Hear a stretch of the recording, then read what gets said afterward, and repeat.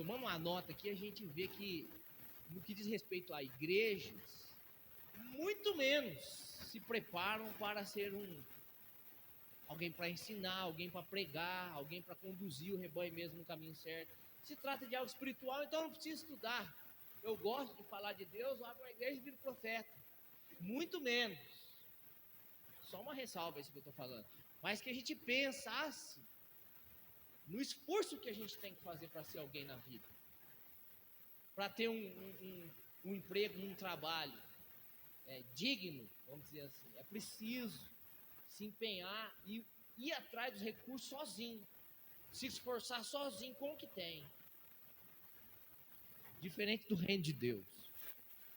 O reino de Deus é diferente. O reino de Deus você não faz nada sozinho. Você não busca ele sozinho. Você não encontra talento, capacitação, condição sozinho. O reino de Deus você recebe de graça. Primeiro você recebe o chamado para fazer parte do reino de Deus. Porque não há quem busque a Deus, a Bíblia fala. Romanos 3, não há quem busque a Deus. Então foi Deus que nos buscou. Nós estamos para celebrar o advento, o nascimento de Jesus, que é o Deus conosco. Deus que veio nos buscar e nos chamou para fazer parte do seu reino. Não espere que alguém de uma empresa grande vai chegar em você e vai chamar você para ser o advogado dele, vai bancar o seu curso de advocacia, vai te dar todos os recursos que você precisa para você ser o advogado dele, da empresa dele. Isso nunca vai acontecer. Agora, Deus desceu na pessoa do seu Filho e nos buscou aqui para um ofício muito mais glorioso do que qualquer outro na face dessa terra. Ele nos chamou para fazer parte do seu reino de Deus. E como diz 2 Pedro, capítulo 1, versículo 3, diz assim que ele nos deu tudo o que diz respeito à vida e à piedade. Tudo que nós precisamos para ter uma vida piedosa, para a glória de Deus, ele nos deu, e ele ainda diz que ele compartilhou conosco da sua natureza divina. Nós não estamos em desvantagem. Nós estamos em vantagem, por causa da graça de Deus. Paulo, em Efésios capítulo 1, versículo 3, ele vai dizer assim, que Deus nos abençoou em Cristo, nos lugares celestiais, com todas as bênçãos celestiais, espirituais.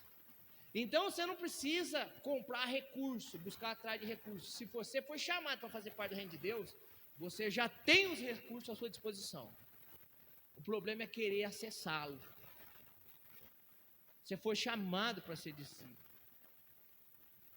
E passo a passo nessa caminhada, receber de crescimento diante desses dons espirituais, dessas bênçãos espirituais, de tudo que é necessário para ser um cidadão do reino de Deus. É assim. Paulo ainda fala em Romanos 8:31, Romanos 8:30, se Deus é por nós, quem será contra nós? Pois, versículo 31, se ele entregou por nós o seu único filho, o seu unigênito filho, não dará também com ele todas as coisas? Mas às vezes a gente está querendo viver realmente o ofício que é reconhecido no mundo terreno. E a gente perde a nossa identidade. Então a gente vai ver que existe uma dádiva do reino de Deus e uma vida para ser vivida dentro dos seus valores. Olha o contexto comigo, versículo 31. Lucas, ele constrói aqui diferente de Mateus, ele parte de uma parte do Sermão do Monte e entra no texto que nós lemos. Jesus entra no texto que nós lemos. Olha o versículo 31 comigo, acompanha comigo aí, que diz assim, Jesus: busquem acima de tudo o reino de Deus. Aqui é para quem já foi chamado para estar. E todas essas coisas, que coisas? As coisas que as pessoas que não fazem parte desse reino se ocupam, se preocupam. serão acrescentadas. É promessa de Jesus. E aí ele diz: não tenham medo, pequeno rebanho. Olha que interessante. Pequeno rebanho. Não é grande rebanho. Não é todos que vão fazer parte desse rebanho. É pequeno rebanho. Mas olha o que Jesus diz: não temam um pequeno rebanho, pois seu Pai tem grande alegria em lhes dar o reino. Deus dá com alegria o reino de Deus. Deus dá os dons. Deus nos deu o rei, um rei com uma cruz. Deus nos deu o seu Espírito Santo. Deus nos deu da sua palavra, iluminação no nosso raciocínio.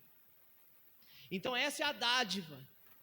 Então ele está falando assim: vocês receberam do Pai com alegria o reino de Deus. Agora busquem viver as coisas pertinentes a esse reino, a sua justiça.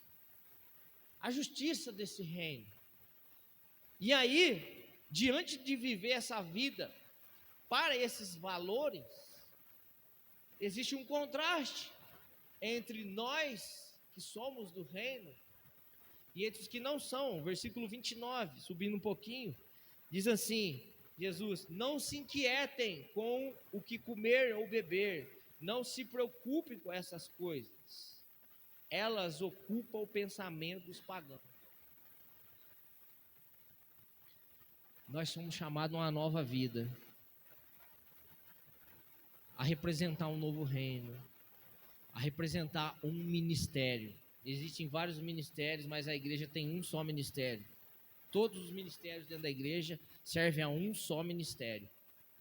Que lá em 2 Coríntios, capítulo 5, versículo 18, Paulo vai dizer assim: é o ministério da reconciliação. Deus está em nós, reconciliando o mundo. Vocês já ouviram falar de Billy Graham quando foi chamado para ser presidente? E a resposta dele foi: jamais me rebaixaria a tal nível. Mas nós estamos nos rebaixando. Tem muito de nós se rebaixar a um nível pior ainda do que ser presidente da República. A um nível pior, vendendo Jesus por menos de 30 moedas de prata. Talvez não por maldade, mas por descuido, por descompromisso. Então Jesus está dizendo: vocês receberam o reino com alegria. Agora existem valores nesse reino, a vocês viverem desses valores. E então ele entra nessa parábola. E o primeiro ponto que eu quero tratar aqui, olhando para essa parábola, é sobre o preparo mesmo, que diz respeito a uma vida de disciplina, porque a raiz da palavra disciplina e a da palavra discípulo é a mesma. É a mesma. Ninguém cumpre um ser discípulo de Jesus sem cumprir uma vida de disciplina, de preparo, de estar preparado.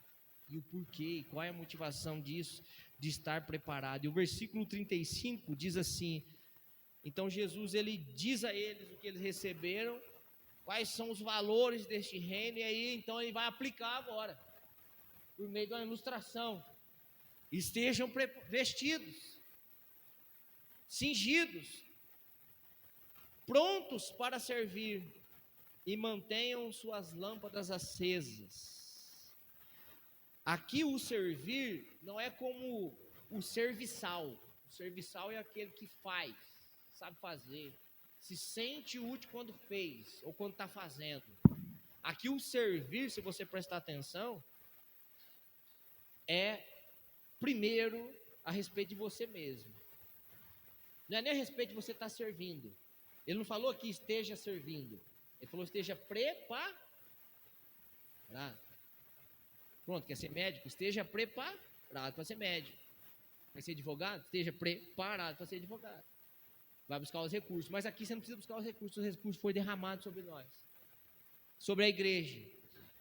O recurso que você precisa para ser um discípulo, a coisa mais importante é você ser um discípulo. Deixe de ser qualquer coisa, mas nunca deixe de ser um discípulo. Chegue até o fim da sua vida sendo discípulo. Todo o resto vai acontecer naturalmente, vai ser acrescentado. Aqui diz respeito a nós, ele está voltando para nós, ele não está falando estejam servindo, não, agora ele está falando estejam preparados. É um servir como um produto da santificação. Por que santificação? Tem que estar vestido, tem que ter vestimento, tem que estar cingido. Sabe o que é cingido? É com um cinto amarrado. Na época da cultura era um cinto. A veste tem que estar bem amarrado e mantenha as lâmpadas acesas. Se aqui ele está falando sobre o servir como um produto da santificação, porque ninguém está preparado para servir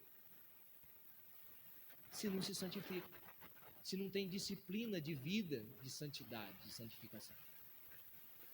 Mas olha que interessante, voltando para a nossa cultura, ela é tão forte e nos atinge, que como cristãos, todos nós aqui passamos por essa fase aqui na igreja, como cristãos, vamos fazer, o que tem para fazer, vamos fazer, e a gente se sente que está se santificando, a gente sente que está crescendo, que Deus está se alegrando com nós, e está mesmo, e nós vamos fazendo, e aí a gente vai para missões, a gente vai para evangelismo, a gente vai para cesta básica, a gente vai para tudo, e fomos. Nós se ocupamos com a nossa ação e a reação do exercício físico das nossas mãos, dos nossos pés e do nosso bolso. Mas esquecemos de se ocupar, com a santificação aqui. Santificar primeiro o pensamento, o raciocínio. Por isso que Jesus fala, olha, buscar as coisas que todo mundo busca ocupa o pensamento dos pagãos. Agora Jesus quer que a gente, antes de entrar e fazer, colocar a mão e ocupar o nosso pensamento com a coisa correta. É esse tipo de servir. Primeiro, Pedro, Tiago, João, André, Filipe, Natanael. Primeiro, antes de Deus enviar vocês, 3 anos e meio se ocupando com o coração, com a mente. Primeiro isso. Então estejam preparados, cingindo, mantendo as lâmpadas acesas. Então não é um servir com um produto humano. Não. A gente precisa estar preparado para servir com um produto que vem da parte de Deus. Como o Billy falou aqui. Tem que ser uma entrega total. Entrega total não começa. Não tem jeito de atingir com 10 anos de conversão, com 13, 40, 50. Então é uma vida de entrega. É uma vida. O imperativo aqui de estar preparado, na verdade, estar cingido, é uma ordem. E eu queria que a gente lembrasse que ordem, a gente falou sobre os atributos de Deus, né, e comunicáveis de Deus. A ordem que vem de Deus, quando é para alguém que Ele chamou, ela tem virtude. Ela não é somente uma palavra que foi lançada sobre você e Deus está esperando você se levantar. Não, Deus dá uma ordem para eles aqui e não deixa de dar também o que eles precisam para cumprir essa ordem. Não deixa de dar as dádivas que eles precisam. Deus deu a ordem, mas deu o Espírito Santo, mas deu dons, mas deu os irmãos e irmãs, porque os apóstolos dependeram da igreja anônima também, para crescer nos seus dons e talentos, uns dos outros. Essa ordem para servir os seus, aqueles que Ele chamou, então ela vem com uma virtude viva, ou seja, assim como a fé é um dom de Deus, a fé não é produção do homem, a ordem para servir também, o servir, a palavra servir para quem foi chamado para ser servo, também é um privilégio, gente, mas parece que servir não é mais um privilégio. O apóstolo Paulo lá em Filipenses 1, 29 vai dizer assim, que nós não recebemos somente o privilégio de crer, que é aqui o dom da fé, mas também o privilégio de padecer Padecer por Jesus nessa vida é dom de Deus, é privilégio, é virtude. Sabe o que é isso? É o servo do Senhor vivendo em você. Por isso que Paulo fala assim: a vida que vivo não vivo mais eu, mas Cristo vive em mim. O vivo pela fé no Filho de Deus. A gente não pode ver o chamado para ser servo, estar preparado para servir, o preparo para ir servir, como se dependesse dos meus esforços. Até que há uma porcentagem de responsabilidade nossa.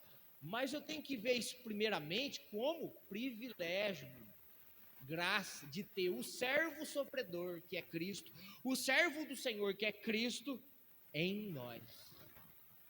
Em nós.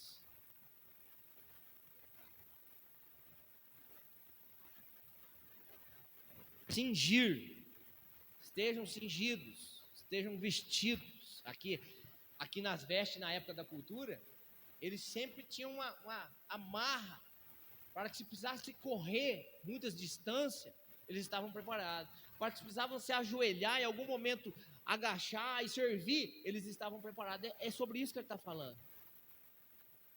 Tem gente que já perdeu até o cinto, já amarra.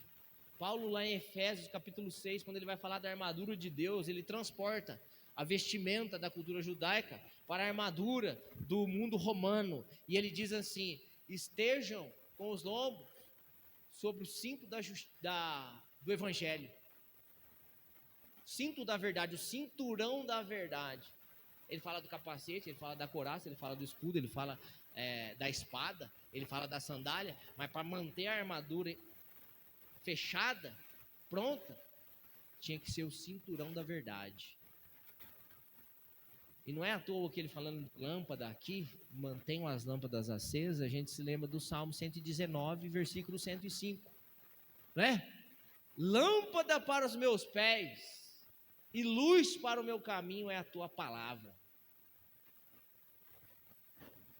Sem a palavra e sem compromisso com a palavra,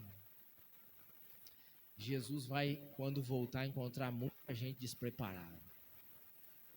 Muita gente que não estava nem pensando. Não é nisso que eu estou pregando, não. É nisso que ele acabou de falar. É nesse texto e tantos outros que ele acabou de falar. Aqui o manter as lâmpadas acesas, essa palavra manter aqui no texto, ela também é um imperativo, é uma ordem, mas ela está no auristo. O que é o auristo?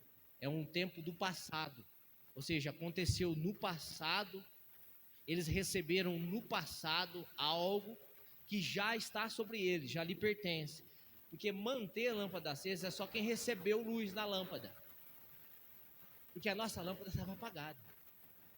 A Bíblia diz que quando Jesus veio sobre a cidade da Galileia, todos eram como quem estava sentado sobre as trevas e sombras da morte. Por isso que falei, a luz raiou sobre os que estavam sentados sobre trevas e sombra da morte. Então nós recebemos luz. A nossa lâmpada que estava apagada foi acesa na pessoa de Jesus Cristo. Hoje temos luz no Senhor. Então por isso, aqueles que têm o Senhor devem manter, não é acender, porque ninguém é capaz de acender a luz, mas Ele acendeu a luz do nosso coração. Agora a gente precisa manter essa lâmpada acesa, algo que já recebemos, já está sobre a nossa vida. Esse manter a lâmpada acesa está ligado com o versículo 37 e 38, olha ali o versículo 37, diz assim: os servos que estiverem prontos, aguardando o seu retorno, serão recompensados. Talvez na sua tradução, bem-aventurados. Não é isso? Os que estiverem prontos. E o 38 também vai falar a mesma coisa. A palavra aí, bem-aventurado, a palavra no grego makarios, ou seja, assim, não é uma pessoa que, se ela se preparar, se ela arrumar a veste, se ela se acender, entendendo? Se ela estiver servindo, ela vai ser abençoada. Não, ela já é, ela foi abençoada. Ela recebeu, lembra? Recebeu o reino com alegria. Deus dispensou sobre nós, irmão. Irmão, nós só temos uma vida para viver. Só uma vida para viver. E você recebeu só nessa vida que você recebeu para viver, que você não sabe nem quantos anos, o dia que acaba a sua história aqui nessa terra, você recebeu ela para viver para a glória de Deus, meu irmão. E você está vivendo para que glória? Viver para a glória de Deus não é estar alegre todo dia, sorridente, se sentindo feliz, meu irmão. Nós estávamos conversando hoje em casa, um tio meu, que nunca veio na minha casa, acho que há 10 anos, nenhuma das minhas casas que eu morei como cigano, né? O Lucas falou de cigano aqui, tanto que eu mudei nessa vida. E ele é presbítero de uma igreja, e a gente conversando. Eu conheci um pastor, João Pessoa, de uma igreja séria, que um dia após o sermão, ele foi fazer o chamado. Quem quer aceitar Jesus? Ele falou, quem quer aceitar? Ele estava tão empolgado na pregação dele, a mulher dele contando. A empolgação dela foi tão grande naquele dia de pregação, que ele falou, quem quer aceitar Jesus hoje? Porque se com Jesus tá ruim, sem Jesus tá ruim, com Jesus vai ficar pior ainda. A mulher dele falou, e pior que foi um monte de gente lá na frente. Aí eu falei, esse povo entendeu. Esse povo entendeu. Porque Jesus chama, vem, toma a sua cruz e vamos para onde? Calvário. Vamos morrer. Só que a nossa morte, todo dia, produz vida e glória para Deus. Mas Jesus está dizendo aqui que não é só por ser cristão, não é só por ser igreja, não é só por ser membro, não é só por conhecer um pouco do evangelho e ter vivido alguns anos. É preparado, é pronto, é se comprometendo, é ocupando a mente não mais com o que os pagãos ocupam, é ocupando a mente com o seu reino, com a sua verdade. 1 Pedro capítulo 3, versículo 15. Não precisa ir lá não, viu, Lorena? Mas quem quiser ir pode ir. Pedro vai dizer assim: consagrem a Cristo no vosso coração. Sabe o que ele está querendo dizer? Mantenha a lâmpada acesa. Estejam sempre prontos para responder a qualquer um que vos perguntar a razão da vossa esperança.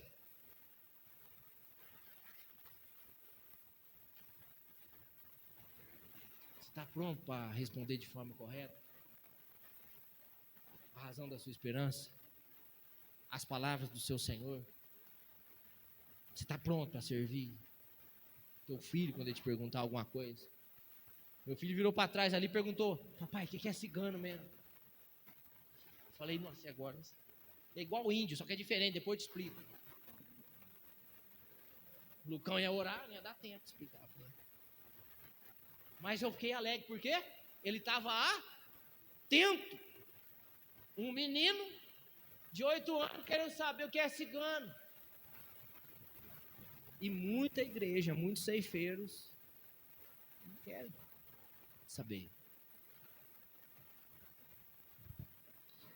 Devemos estar preparados, meus irmãos. Se você recebeu luz, mantenha.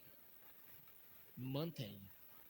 Essa parábola aqui, ela é uma irmã quase gêmea daquela parábola lá em Mateus 25, das 10 virgens, né? 5 prudentes, 5 nécias. As prudentes foi a que manteve a lâmpada acesa, preparada. Elas estavam ocupadas, sabe com o quê? Com o coração delas.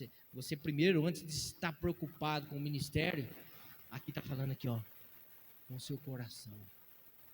Mantenha aceso o que você recebeu no seu coração.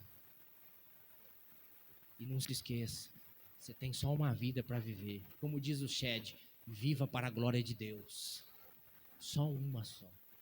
Só uma para viver. Se nós já estamos na qualidade de abençoados, então nós podemos viver essa vida para a glória de Deus. Às vezes eu estou sofrendo as minhas crises, as minhas lutas interiores, as minhas dores. E aí eu penso, Um dia tudo isso aqui vai acabar e eu vou estar com meu Senhor. Vou olhar para trás e vou poder dizer: a vida que eu vivi valeu a pena. Não tive ouro nem prata, mas o que eu tive, eu dei, em nome de Jesus Cristo. Vamos para o contexto rapidinho? Versículo 33, 32, ele fala: o Pai deu o reino com grande, não é com alegria não, é com grande alegria. O 33, então vocês receberam o reino com grande alegria, então vocês não precisam mais se apegar em ouro e prata. Faz o quê? Versículo 33, vendam os seus bens e deem aos necessitados. Com isso ajuntarão tesouros no céu. Esses são os valores deste reino. E as bolsas no céu não se desgastam nem se desfazem. Seu tesouro estará seguro. Nenhum ladrão roubará e nenhuma traça o destruirá. Onde seu tesouro estiver, ali também estará o seu coração. Onde está o seu tesouro? Que você vai encontrar o seu coração. Com quem que eu estava conversando? Eu e o Lucas estavam conversando com o irmão essa semana. O Marquinho, acho que o Jefinho, o Juan, ontem, nós conversando lá na roda abençoada dos varões. E aí comecei a falar da vida do meu pai, da mulher do meu pai, que a mãe era macumbeira, que o negócio era feio, que não sei o quê, e que eu achava que Deus tinha que tirar ela, então Deus salvou ela. Aí eu falei que Deus salvou ela antes dele, e usou ela para caminhar ele. E essa semana foi aniversário dela, meu pai faleceu, como vocês sabem, ela voltou para a família dela em Pouso Alegre. Ela me ligou, ela mandou um áudio para mim, super alegre na quinta-feira, dizendo: com a notícia que eu tenho para dar aqui, toda a minha família aqui em Pouso Alegre está se rendendo a Jesus Cristo. Aí eu não sei se foi o Juan, o Jefinho perguntou para mim assim: mas como que chegaram no evangelho? O que aconteceu? Eu falei do evangelho para eles. Eu só falei. Alguns tiveram um processo diferente. Não fui eu que salvei eles. Eu só estava preparado para falar do evangelho. Só. Falei. E Deus fez. Como aconteceu na minha vida. Alguém falou para mim, Deus fez. E aí eu pensei: rapaz, tesouro no céu. Tesouro no céu. Vamos imaginar. Quando eu achava que Deus, para Deus salvar o meu pai, tinha que separar os dois. Não, Deus salvou ela e está usando ela. Meu pai faleceu como instrumento para salvar a família dela. Pô, eu nunca vi. Vou poder olhar para trás. Eu quero dizer: valeu a pena. Ninguém viu o valor. Assim como não viram em Cristo também, Isaías 53. Ele não tinha parecer nem formosura. Era como raiz de uma terra seca, como alguém de quem nós escondíamos o rosto. Homem de dores, experimentado nos trabalhos, mas o castigo que nos traz a paz está sobre ele. Ninguém viu a riqueza que havia nele. Ninguém vê em nós. Às vezes nem o nosso próprio povo vê. Como Paulo sofreu muito com as igrejas que plantou. Mas nós servimos ao Senhor e não a homens. Devemos estar preparados, meus irmãos. Não é para servir, é para a vinda dele. Se você ficar preparado para servir, a motivação sua uma hora vai desviar. Você vai se gloriar. Não, preparado que daqui a pouco ele vai descer as nuvens do céu e vai mandar os seus anjos recolher o seu. E por uma fração de tempo, não sei qual, muitos vão ser salvos, mas vão sentir uma vergonha profunda diante do Senhor, porque não foram achados preparados. Nós vamos ver isso na Bíblia. Servir como? Como que estão servindo aqui? Que tipo de serviço a gente vê esses servos aqui servindo? Olha que interessante, olha o versículo 36, então fala assim: estejam vestidos, mantenham a lâmpada acesa, como se esperassem o seu Senhor voltar do banquete de casamento. Essa é a motivação. A motivação é como quem está esperando ele voltar do banquete de casamento. E aí diz o 37. Não, 36 mesmo. Então poderão abrir-lhe a porta e deixá-lo entrar no momento em que ele chegar e bater. Irmão, a única coisa que eles podem fazer aqui para o seu Senhor é abrir a porta. Que nem a refeição que eles comeram, não foi eles que fizeram, o Senhor trouxe a refeição. Nem a roupa que o Senhor depois vestiu para dar a refeição, não foi eles que passou, não, foi o Senhor que trouxe. A única coisa que eles puderam fazer aqui, que eles estão fazendo aqui, foi abrir a porta. Isso tem muitos significados. Eu acho que o nosso ministério, a igreja, na verdade, no geral, é de diaconia, meu irmão. É de diácono.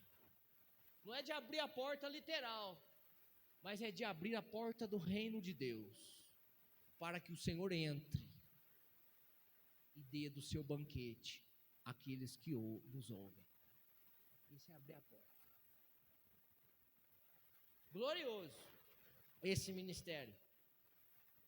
Essa é a porta. Estejam preparados para responder a qualquer um que vos perguntar a razão da sua esperança. Esperança é expectativa. Assim como o verbo aqui, como quem espera o seu Senhor voltar, essa palavra aqui, espera, não é uma espera assim, Jesus vai. É aí onde que muitos servos caíram, na parte de baixo da parábola, que eu não vou ler, porque nós não vamos ter tempo. Mas eles pensavam assim, e o Senhor vai demorar a voltar. Aí o modo de servir deles foi comparado a espancamento. Porque eles não estavam preparados. Foi comparado a espancamento. Esse pensamento, Jesus vai demorar a voltar. Cara, é interessante que a gente lê as cartas pastorais, as cartas de Paulo à igreja, a gente vê eles, parece que eles acordavam esperando o Senhor voltar. Eu acho que porque a perseguição era tão dura, era tão severa, era morte de cristão todo dia, meu irmão. Era espólio todo dia, era perseguição todo dia, era tão severa naquela época, que eles esperavam mesmo que Jesus iria voltar. Mas no Brasil não tem isso aí, né? Satanás não está nem preocupado a fazer isso acontecer no Brasil, porque se isso acontecer, ele nos perde. Amarrados no nosso lazer, na nossa diversão. Tudo para nós é motivo de piada. Até Covid foi motivo de piada. Tanto de vídeo que nós recebemos. Então, aqui está tranquilo. Aqui Jesus pode voltar. Mas os cristãos no meio dos muçulmanos, meu irmão, não vê a hora que Jesus volta. Eu acho que o sentimento deles era muito mais semelhante ao dos apóstolos e da igreja primitiva do que o nosso. Está tudo tranquilo aqui. Nós temos que discernir qual é o laço de Satanás que nos cerca no Brasil, meu irmão. Porque não está tudo tranquilo. Não está. Não está. Criança é assim. Esse dia a Priscila falou assim, ela não quer parar. Quer uma bala? Quer, vou passar R$1. Acabou, parou. Parou. Isso é imaturidade. O brasileiro parece que o Satanás oferece uma bala, um pirulito. Não vou manter minhas lâmpadas acesas, não vou ficar pensando que Jesus pode voltar hoje. Vou se ocupar com uma história minha, porque se Deus me salvou e eu não perco mais essa salvação, a minha história é garantida. Então, vamos viver uma história aqui. Deus te salvou para viver a história dele aqui, para a glória dele aqui. Foi para isso. E vai ter consequências. Vai ter consequências. Sabe, eu tive pensando assim, qual é a minha maior necessidade? A minha, agora é pessoal. A minha maior necessidade aqui nessa igreja. Quando eu estava meditando essa palavra, estudando ela, eu falei, qual que é a minha maior necessidade aqui nessa igreja? Não é financeira, graças a Deus. O meu filho pode comer a bolacha que os seus filhos comem. Graças a Deus pelo amor, pelo carinho. Não é espiritual, estamos bem supridos na palavra, no ensino. Não é relacional, nosso relacionamento é uma benção. Mas sabe o que eu anotei aqui? A minha maior necessidade aqui é dos seus dons e dos seus talentos. Eu tenho necessidade dos seus dons e dos seus talentos. Sabe aonde eu entendi isso? Na quinta-feira. Nas duas últimas quinta-feiras, Deus usou tão profundamente irmãos aqui para falar sobre o texto que eu tinha lido. Os irmãos começaram a falar e começou a ver coisas que eu não tinha visto no texto, que eu pensei na última quinta-feira e não falei. Eu falei assim: eu sou muito mais abençoado na quinta do que no domingo, porque no domingo eu dou eu dou demais. E os meus irmãos não têm espaço para dar no domingo. Mas na quinta, os irmãos que vêm aqui me dão. Então, eu tenho necessidade dos seus dons e dos seus talentos. O teu irmão do teu lado tem necessidade dos teus dons e do seu talento. Você tem necessidade dos dons e do talento do teu irmão. Nós não estamos conseguindo cumprir isso, entender isso, se despertar para isso, nem aqui dentro, entre 40 pessoas, quanto mais vamos conseguir fazer alguma coisa lá fora. Quanto mais vamos conseguir crescer sozinho, assistindo pregação no YouTube. Que isso? Está querendo enganar quem? Eu tenho necessidade dos seus dons, dos seus talentos. Porque eu não vejo a hora de sair dessa bateria. Estou falando de verdade. Porque não é o meu dom.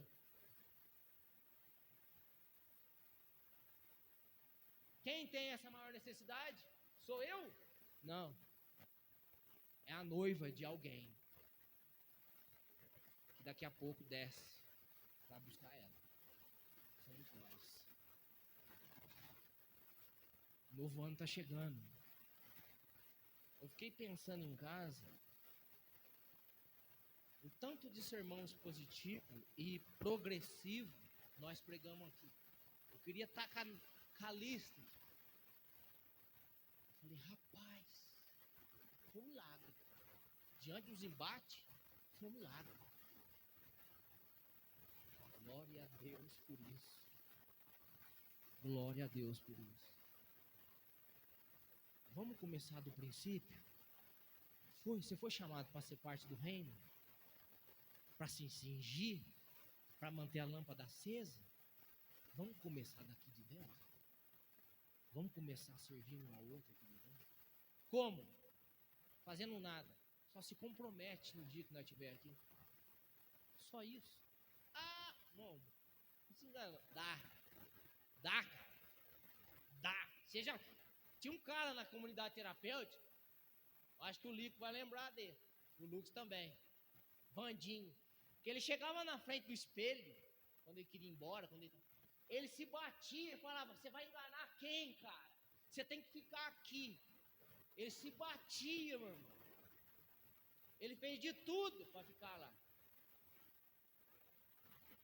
É assim, meu irmão, a gente está precisando fazer, sabe aqueles tapas dos cara que vai lutar rock, pá. A gente vai estar precisando que alguém acorda nós. Não é porque o novo ano está chegando. É para a vinda do Senhor. O Senhor está voltando.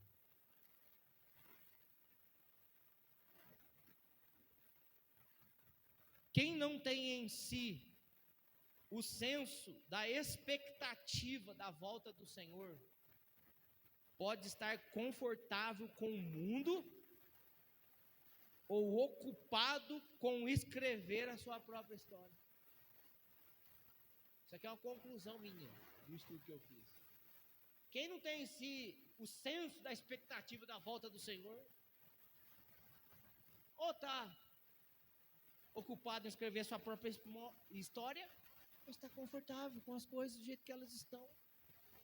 E aí sabe o que acontece? Você cansa. Você fica cansado de igreja, de Jesus. Não existe cansaço de igreja, existe cansaço de Deus. E aí, meu irmão, você perde sua identidade. E aí você tem que procurar escrever uma outra história mesmo. Porque você não vai conseguir viver sem satisfação em Deus.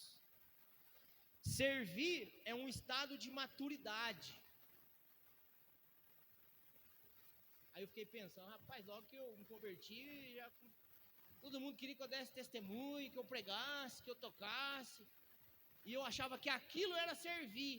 Aquilo eu estava fazendo o que eu sabia fazer. Servir, mano, é um estado de maturidade. Por quê? Porque passa pela disciplina e pelo discipulado, pelo compromisso do preparo. É a mesma coisa. Você entregaria o seu filho a um médico que não tem competência, é imaturo? Um desses novinhos que estão se formando agora e passa a faculdade no Bar do Garé, passa a faculdade aí em festa de universidade e depois atende você como se você nem fosse um ser humano. Isso aconteceu esse ano com alguns dos nossos irmãos aqui na igreja, na nossa hospital. Mas eu também fui servido por um médico. Eu falei para você da onde? Esse homem tem coração, por quê? Porque tem maturidade, já sofreu. O cara ligou para outro médico para perguntar se o que ele estava fazendo era certo. Depois que ele tinha atendido, já estava lá na enfermaria, antes de eu ir embora, ele foi lá ver como que estava o braço da Beatriz, porque ela tinha trincado o braço aqui. É desses médicos que a gente quer procurar, não é? A gente precisa então estar preparado como eles. Servir é um estado de maturidade. E sabe do que mais? De liberdade. Porque só quem está livre é que serve. Quem está preso em um outro tesouro não tem condição de servir. O coração dele está amarrado em outro tesouro. Enquanto o Billy orava aqui pela sua família, e a gente orou essa semana pela família dele, e eu chorava, eu falava: Senhor, tem misericórdia de nós, tem misericórdia de nós, e nos livra dos ídolos, porque o que está matando gente é ídolo, sempre foi, coração no tesouro errado. Então servir também é um estado de liberdade. Quem não serve é porque está preso em algo com o coração em outro tesouro. A chave para nós é se preparar para a vinda do Senhor. Eu fiz esse exercício essa semana. Eu tenho há meses pensado na volta do Senhor, mas eu confesso para os irmãos, eu pensava na volta do Senhor como quem queria que o Senhor voltasse para que as dores sumissem. Eu não visse mais dores no meu interior e nem visse dores na vida de muita gente. Eu cheguei a orar várias vezes nos últimos meses: Senhor, volta hoje. Mas essa parábola mudou a minha perspectiva, graças a Deus. E essa semana eu fiz outro exercício. Eu queria que você se lembrasse só disso. Se você lembrar só disso dessa pregação, para mim tá bom que eu vou falar agora. Amanhã cedo, na hora que você acordar, pensa assim, ó: eu vou me preparar hoje, porque vai que o Senhor volta hoje. E quando você estiver na rua, no seu trabalho, no carro, tenta fazer esse exercício. Porque esse cingir e esse manter a lâmpada acesa não é o exercício de usar a mão, de dar uma cesta básica, de ir lá no semáforo falar do evangelho. É o exercício de usar a mente. É renovação de pensamento. Porque nós éramos escravos no pensamento. Algo ocupava o nosso pensamento, que era buscar o que os pagãos buscavam. Agora a gente precisa vencer ele todo dia, para buscar o reino de Deus e a sua justiça. Acorda, pensa assim: o Senhor pode voltar hoje. E pode mesmo, mano. Ele falou isso aqui há mais de 2000 anos atrás. Ele disse assim, João vai escrever assim: eis que o Senhor está à porta. Há 2000 anos atrás, há mais de 2000 anos atrás. Se o Senhor estava à porta há mais de 2000 anos atrás, eu costumo falar, ele já virou essa maçaneta aí já, meu irmão. Já está próximo. E glória a Deus, porque ele não voltou hoje de manhã, ou ontem de madrugada, para alguns não ser achado envergonhado diante dele. Porque vai. Eu penso que esse achado envergonhado diante do Senhor é semelhante ao sentimento doloroso que Pedro sentiu quando negou ele 3 vezes e o Senhor vem atrás dele. Você imagina? As dores de Pedro quando ele ouve Jesus perguntar para ele 3 vezes: Pedro, tu me amas? E ele não conseguiu cumprir esse amor ali naquele momento. Mas Jesus disse: você vai conseguir cumprir, porque quando você estiver velho, você vai ser levado para onde você não quer ir. ele foi levado para a glória de Deus e ser crucificado. 1 João capítulo 2, versículo 28. Olha o que João diz.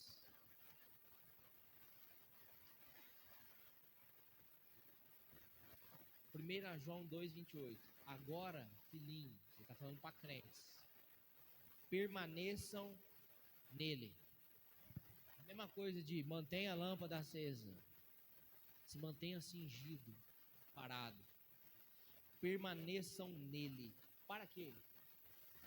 Para que quando ele voltar, estejamos confiantes e não nos afastemos dele envergonhados. Ele está falando da volta dele. Pedro está dizendo aqui que muitos cristãos, quando Jesus voltar, vai se afastar assim, porque não está confiante, que estava vivendo uma vida, ainda que com muita fraqueza, com muita falha, se rastejando, mas estava fazendo o melhor para viver uma vida para a glória de Deus. Muito vai ser achado envergonhado. 1 Coríntios capítulo 3, para você entender melhor o que João está falando. 1 Coríntios capítulo 3, olha o que Paulo diz. O dia do galardão. Ele diz assim, 3 versículo 10. Pela graça que me foi dada, ou seja, o reino com grande alegria, lancei o alicerce como um construtor competente, ou seja, eu me preparei, eu estava preparado para lançar o alicerce que eu lancei, e agora outros estão construindo sobre ele. Que alicerce que é esse? Versículo de cima, Cristo é o alicerce. Os versículos acima vai dizer isso, e os abaixo acho que também, mas quem constrói sobre o alicerce precisa ter muito cuidado, pois ninguém pode lançar outro alicerce além daquele que já foi posto, isto é, Cristo. O Evangelho, ele está falando, o Evangelho, eu estava preparado com o Evangelho. Ele vai dizer, acho que Colossenses 1, que ele vai dizer assim, habite ricamente a palavra da verdade em vossos corações. Você não pode ser pobre da palavra no seu interior, você tem que ser rico. Não é rico de outra coisa não, é rico da palavra. Então ele fala assim, com competência, preparado eu lancei. Ele não estava preparado porque ela era Paulo, ele estava preparado porque ele também teve que passar pela disciplina. Ele se preparou. Aí o versículo 12, ele diz assim, presta atenção, aqueles que constroem sobre esse alicerce, Cristo, o Evangelho, não pode mudar ele. Podem usar vários materiais. Pode usar um microfone, pode usar uma Bíblia de tradução diferente, pode usar um terno, não. Pode usar uma dinâmica, só não pode mudar o alicerce. E aí ele diz assim, ó os materiais, ouro, prata, pedra preciosas, madeira, feno ou palha. São os materiais que alguns usam. Só que no dia do juízo, que é o dia da sua vinda, porém o fogo revelará que tipo de obra cada construtor realizou. E o fogo vai mostrar se a obra tem algum valor. Se ela sobreviver, ou seja, madeira sobrevive ao fogo? Não. Palha sobrevive ao fogo? Não. Ouro? Sim. Pedras preciosas? Sim. Mas madeira e palha não. E aí ele diz assim, se ela sobreviver, o construtor receberá recompensa. Ele não está falando de salvação, ele está falando de galardão, ele está falando de recompensa. Vai receber recompensa. Se ela queimar, o construtor sofrerá grande prejuízo. Por quê? Porque tudo que ele fez de qualquer jeito. Serviu a Deus com qualquer palavra. Com uma vida de oração de qualquer jeito. Com uma vida de comunhão em quem serve. Entenda uma coisa, os seus dons não é para você. Os seus dons é para o próximo. Os dons é para servir o próximo. Então ele está dizendo aqui, olha, ele vai sofrer prejuízo, porque usou os dons de forma errada, não se preparou, viveu uma vida cristã sem preparo, vai ser um prejuízo. Aquilo lá que João fala, vai ser envergonhado no dia da sua vinda.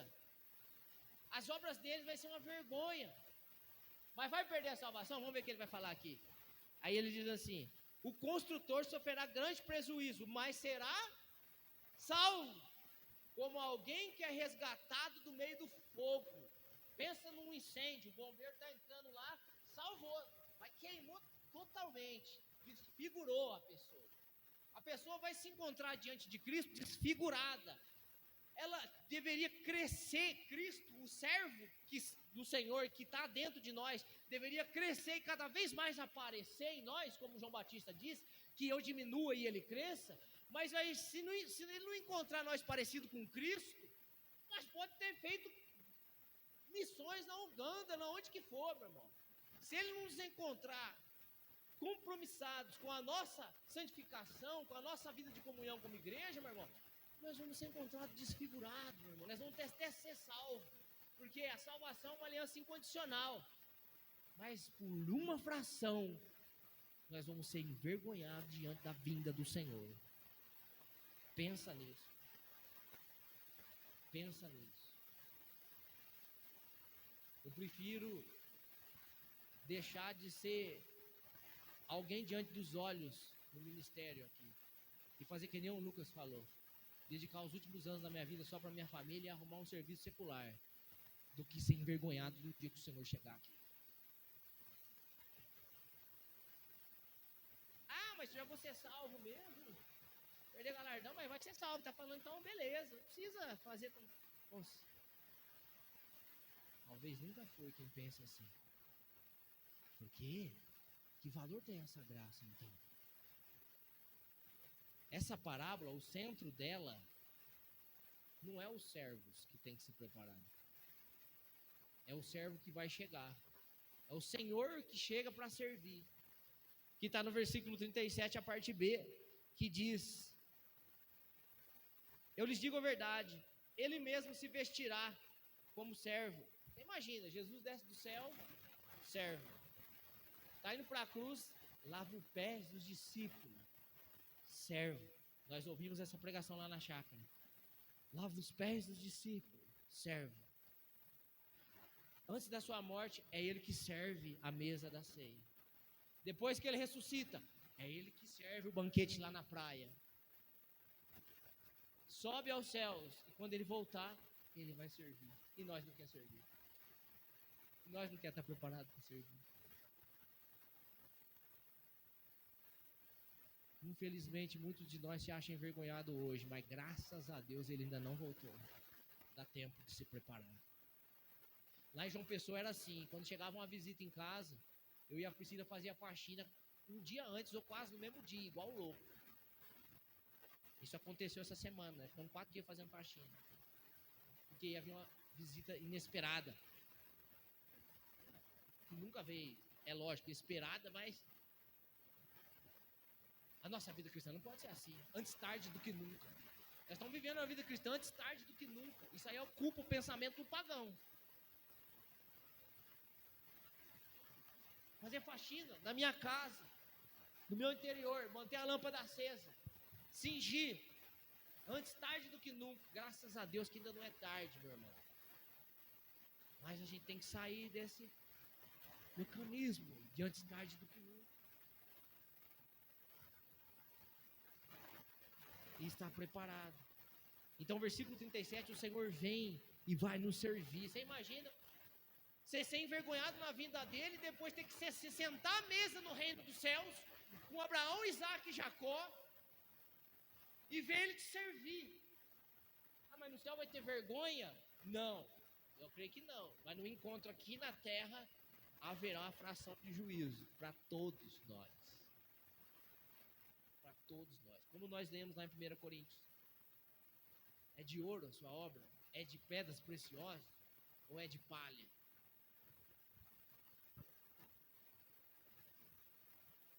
Esse versículo 37 é o ápice da nossa vida, da vida desses servos. gira em torno desse centro. Estar preparado. E sabe no que nisso falou comigo? É o evangelho, meu irmão, do princípio ao fim. Não muda nada. É o mesmo Senhor que veio naquela manjedoura pobre e serviu. E serviu 3 anos e meio. E serviu lavando o pé dos pecadores. E serviu depois da sua ressurreição. O mesmo evangelho que ele trouxe, desde quando ele começa o seu ministério, a sua vida na terra, a cruz, a ressurreição, é o mesmo, meu irmão. Ele não vai vir com algo novo, que ele vai vir nos mostrar aquele banquete do reino dos céus. Eles só abriram a porta. Quem traz o alimento é o Senhor. Porque quem é o alimento nesse banquete? É o Senhor. Ele é o pão da vida. Ele é o próprio alimento dessa aliança. Irmãos, Jesus diz assim: porventura, quando vier o Filho do Homem, Lucas 18:8, achará fé na terra? Sabe o que ele está falando? De oração, que a palavra é sobre a viúva que ora por causa daquele juiz iníquo. Só que Jesus termina falando de fé. Por quê? Porque só ora quem tem fé, meu irmão. Isso é exercitar a piedade, é manter a lâmpada acesa, meu irmão.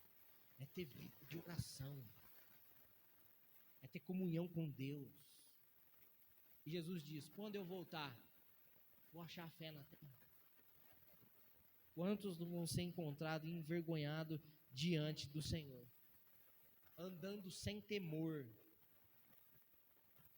Nós precisamos pensar nisso, porque como ele diz no final dessa parábola aqui, se o pai de família soubesse a que hora viria o ladrão, e aqui no caso o ladrão é ele, estaria de vigiando e preparado. Eu estou esperando os jornais me dizerem que o Brasil está em caos. O outro partido que tomou o governo está em caos. Tudo em caos, então agora Jesus está perto. Vamos fazer a faxina, irmão. Não vai ser assim. Não vai ser assim. Em 1 Tessalonicenses capítulo 5, versículo 3, Paulo diz assim: quando todos disserem a paz e segurança, está tudo em paz, Covid foi embora, acabou, não tem Covid, com Covid, gente morrendo, a nossa vida em risco, a igreja não buscou o Senhor, agora acabou o Covid, meu irmão.